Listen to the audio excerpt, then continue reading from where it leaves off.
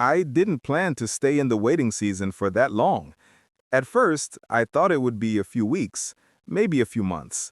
But weeks turned into months, and months quietly became years. And there I was, still praying the same prayer every night. I wanted a breakthrough so badly, a stable job, a chance to help my family. Just one moment where life would finally smile at me. But every time I checked my email, there was nothing. Every time my phone rang, it wasn't the call I was hoping for. It felt like I was standing still while everyone else was moving forward.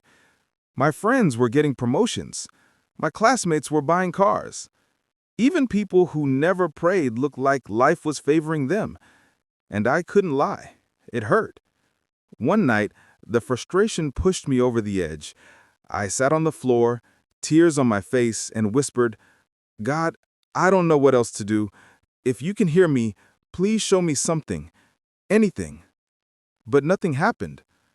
Just silence. The kind of silence that makes you question if heaven is closed for maintenance. For a while, I carried that silence like a weight.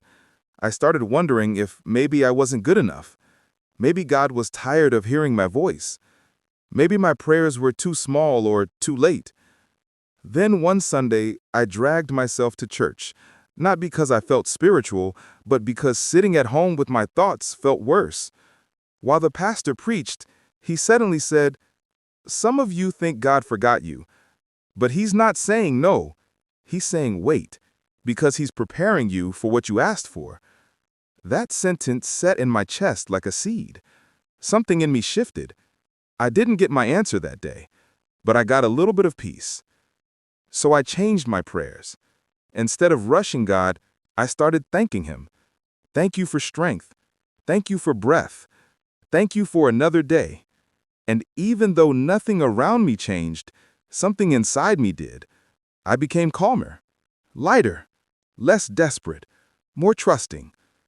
3 months later, out of nowhere, I got a phone call.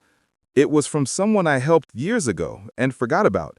He said, "There's a job opening at my company. I recommended you. They want to meet you."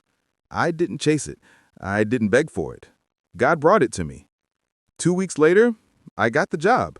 A better job than the one I cried for. Better pay, better environment, better everything. Then I found out something interesting. The department I originally wanted, the one that ignored me, had been going through chaos for months. People were resigning, management was terrible. It wouldn't have been good for me. God wasn't rejecting me. He was protecting me. He didn't delay the blessing, he delayed the pain. Right then, I understood something I'll never forget. God's silence is not his absence, and his wait is not a punishment. It's a preparation.